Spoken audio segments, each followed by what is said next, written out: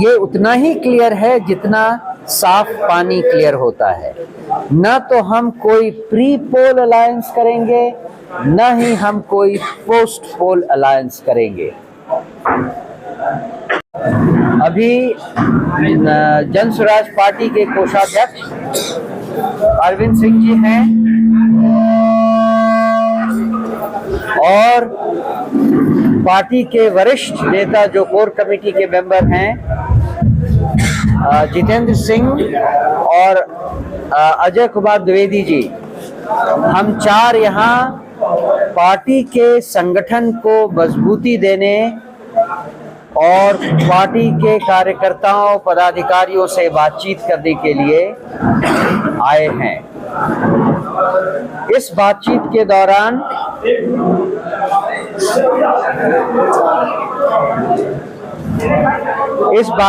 दौरान हमने कैमूर जिले में जो हमारा संगठन अभी हाल में ही बना है, उनके बहुत सारे वरिष्ठ पदाधिकारियों से बातचीत की है। आगे आने वाले समय के लिए जब हम 243 सीटों पर चुनाव लड़ेंगे, उसकी क्या स्ट्रैटेजी हो, इसके बारे में बातचीत कर रहे हैं।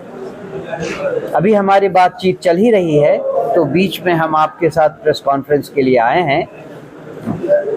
11 अप्रैल को प्रशांत किशोर जी के द्वारा एक बिहार बदलाव रैली का आयोजन किया जा रहा है। ये पटना के गांधी मैदान में होगा और इसमें 8 से 10 लाख लोग पूरे बिहार राज्य से आएं, इसकी तैयारियां की जा रही हैं। इन तैयारियों के लिए भी कैमूर जिले में आकर जिले के वरिष्ठ पदाधिकारियों से बातचीत हो रही है कि कैमूर से कैसे लोगों को इस महारैली के लिए लाया जाए, किस व्यक्ति को क्या जिम्मेदारी दी जाए और उसका क्या प्लान हो। मुझे पूरी आशा है कि कैमूर के पदाधिकारी इस महारैली की गंभीरता को समझेंगे और उनको इसके बारे में अच्छी तरह से ब्रीफ करने में मैं और मेरे साथीगण सक्सेसफुल होंगे, सफल होंगे।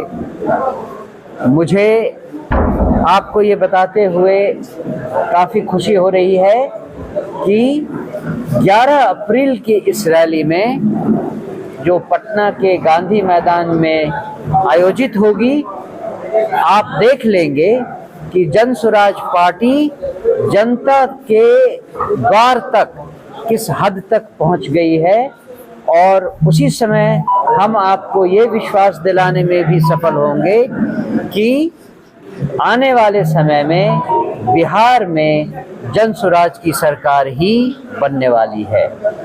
जदयू की किलाबंदी जब आप कहते हैं तो मुझे लगता है कि आप उनके जो मेन वोटर्स हैं उनकी जाति के बारे में बात कर रहे हैं, एक जाति विशेष या एक जाति समीकरण की बात कर रहे हैं। और आप सब जानते हैं कि जन स्वराज पार्टी के पास ऐसी कोई जातिगत या जाति समीकरणगत नीति नहीं है। हम बिहार को एक समग्र ग्रुप, एक समग्र समूह के रूप में देखते हैं और यहाँ के वोटर्स को केवल 5 वर्गों में बांटते हैं।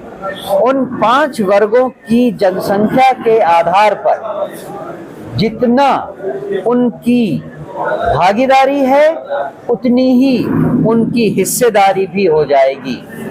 सवर्ण हो, पिछड़ा वर्ग हो, माइनॉरिटीज हो, ईबीसी हो या दलित वर्ग हो, इन 5 वर्गों को जितनी जनसंख्या है उसके आधार पर हमने ये घोषणा कर दी है कि उदाहरण के लिए दलितों को 40 सीटों पर लड़ाया जाएगा, माइनॉरिटीज को 40 सीटों पर लड़ाया जाएगा, ईबीसी वर्ग को 70 सीटों पर लड़ाया जाएगा, वगैरह वगैरह। इस हिसाब से आप देखें तो हमारे पास राजद या किसी और पार्टी की तरह किसी एक जाति विशेष या जाति समीकरण पर डिपेंडेंट होने की जरूरत नहीं है।